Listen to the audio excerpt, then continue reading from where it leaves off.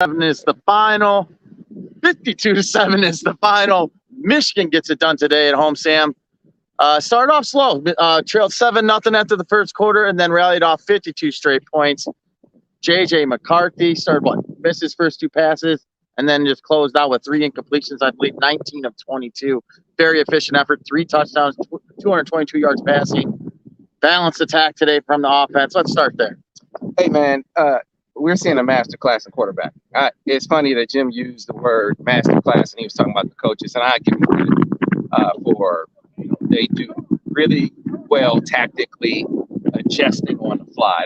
I think one of the truest measures of coaching is how you react in the moment. A lot of guys game plan during the week. What do you do in the live bullets and flying? But J.J. McCarthy is who I think of when I think masterclass. Give Indiana credit. This team covered Michigan better than any team to date. I don't know. I know we can't say that they played the monsters of Midway, right? But I give Indiana credit, man. They were covering Michigan's guys. They had a good scheme. They brought some good pressure. Michigan gave up more sacks today than they have all season, right? So how does your quarterback react in the moment? Last week we talked about what a great job he was doing pre-snap. His pre-snap menu has expanded. He's recognizing pressures. He's changing protections. He's recognizing coverages pre and post-snap. All of that was on display last week. But to me, this week, it was more about how he reacted to when plays were covered. Like when Indiana dialed up a good defense and when they played good technique, right? Everything is right as far as we're concerned if you're Indiana. And he made them wrong time and time again. I mean, people are going to point to the play where he's scrambling. He said he knew he had one-on-one. He is just make a play and he shuffles it to Donovan. That's the play that people will point to for improv. But that's not the play to me. That was the best example of, man, this dude thinking on the fly. The back shoulder to A.J. Barner is the one that sticks out to me. You say, all right, guys throw back shoulders all the time. That wasn't a called back shoulder. That wasn't like a called back shoulder fake. Couldn't have been. Because he ran a double move. You're not going to double move a back shoulder, right? But he runs a double move, and Barner didn't beat the guy. And J.J. on the fly goes back shoulder. Now, give A.J. Barner credit for making the adjustment, and that's terrific on his part. But the dude on the fly said, I'm going to turn this into a back shoulder fake, and threw a pinpoint ball, and he was making them wrong all day long, whether it was with his legs, using that as a weapon, or with his throws. How many times, he had a slough corner, he rifles it in, even though, an average arm quarterback that gets picked, you had a robber in the middle. I can't remember who it was coming across the middle. He rifles that in, and the robber can't get there. The dude was doing it all day long. It's just special. So special that you don't run them in the third quarter when you're up, however many points they were up. It was like, come on, man, stop running them, right? I get it. I get what they were. I get he's a weapon, but that's what I think they would have back. My point is, enjoy this, and compare it to what other quarterbacks are doing, but compare it with some perspective. Because nationally, when they talk Heisman, they talk all these awards, they talk about these yardage stats, and guys are playing basketball on grass all over the country. I'm going to say it again. Command. True command of an offense and a team. There is no quarterback in the country playing better than J.J. McCarthy right now. I want to do a little slide over down the line of scrimmage there to the tight end position. Colson Loveland, 3 receptions for 80 yards today. Obviously had the highlight reel 54-yard touchdown grab where J.J. saw cover 0, rolled out, and Loveland just streaked on the sideline right in front of us here. Great play by the tight end. As Harbaugh alluded to, another once-in-a-generation type player that they have on this roster. Yeah, that's another way. You can point to that one as J.J. making a play on the fly. He gets on the perimeter. He knew that they didn't have enough. I thought they actually did a decent job of picking up pressure, but it was still going to be pressure that flushed him. Yeah. He knew he had to get on the perimeter. Once he does, the defender's in no man's land. He said, pick your poison. I'm sure his coach would say, let him run. We'll probably tackle him before we tackle a guy that gets behind you and runs. But he pointed and threw him open on that play. So that was another for J.J. McCarthy, but using your weapons. Yeah. Colston Loveland is we knew from high school, Brandon Huffman, I remember he said, man, I got this guy in Idaho. Yeah. That's a ball player. I'm like, stop it, Huff. Like, I don't want to. And he was like, he can play, man. He used to be a receiver. He's made the transition to tight end. He's going to these 7-on-7 tournaments. He's a ball player. And so Huff was right? And so right that Alabama was the first big school to offer. right? And Alabama came out of region to go get Coast and Loveland, and then give Jay Harbaugh and company credit. They got on him and they made him a priority. He wasn't just a guy to Michigan, and he clearly isn't just a guy on this team. But you did it's great for you to bring up the tight ends, Josh, because Harbaugh called Colston a once in a generation tight end. Yep. He called A.J. Barner the best blocking tight end in the country. I'm throwing Max Bredesen in that mix. Max Bredesen is a guy who I talk about a lot, who gets none of the glory, but does a lot of the dirty work. And I would argue that he is, for that H-back, fullback, move tight end position, he's the best Harbaugh's had.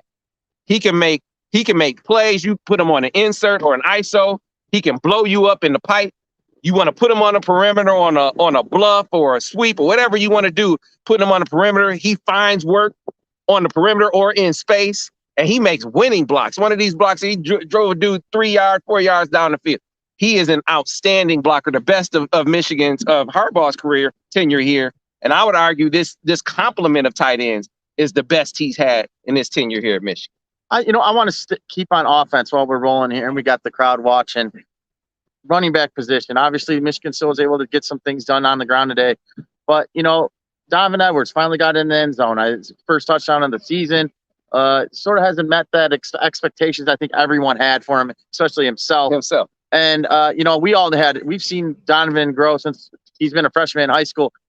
What are sort of things you're seeing out there from the field on him? Because obviously that's going to be a big talking point on your show this week. Yeah. It's just, what is up with the Don? I think it's a field thing. He would know better. I think he talked about it a couple of weeks ago. I give him a lot of credit for how he handled that media session. I thought it was outstanding because he didn't sugarcoat that. Yeah, man, I feel like I'm not meeting my own standard or expectation right now, but I'm a team player. It's not about me. Right. It's about the team. We're doing well. I'm not going to sit here and complain and make an issue out of it. But he's not in a groove, not in a rhythm running the football. We pointed to some plays before. We don't need to rehash them where, maybe he bounces it outside or he cuts it up too quick because his mentality is to look for the big play. And what his point in that press conference was, don't look for the big play. Look for the obvious play or where it's supposed to go in the big plays will happen. And then maybe down the line, you can start looking for the big play like you were last year.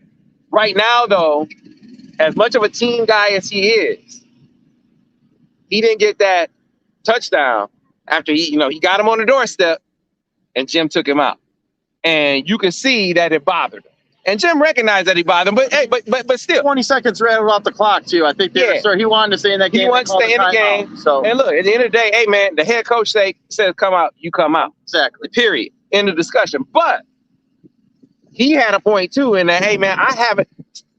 So Blake, with what he's done this season, is he the guy who sniffs the end zone the best based on the body of work this year? Yeah, you would say that. I mean, the stats don't lie. You understand the decision. At the end of the day, if I'm the head coach, okay, I got it. Man, look, I'm winning the game.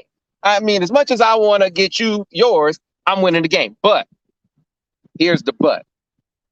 Could Donovan have, as a coach, do you feel like Donovan could have got you there? Probably. And what maybe makes you think twice about it, I'm not saying Jim is, but if you are thinking twice about it, the point is not about Donovan being selfish as much as it is he hasn't gotten in the end zone all year. Yeah.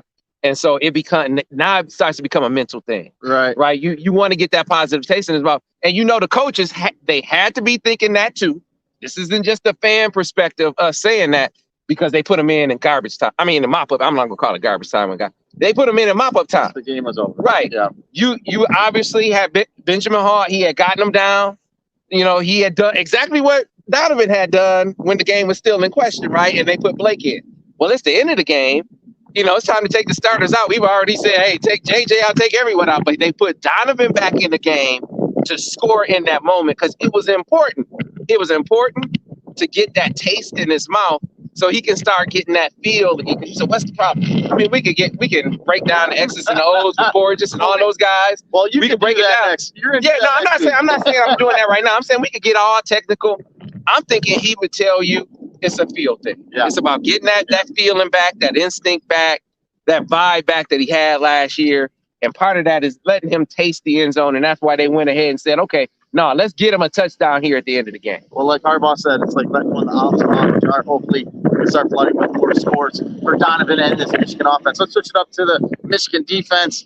Again, got a little trickery there with the Indiana offense. They got, they got the wide receiver pass for a touchdown. Also, probably could have had another point, but you got to credit Michigan's defense for getting that turnover in the red zone.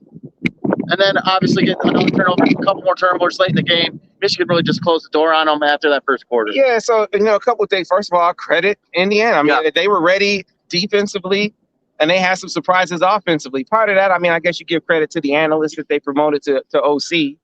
But part of it is you don't know what he's going to do. There's nothing that he had on tape. He had a bye week. Yeah. And this guy, what kind of offense is he going to call, right?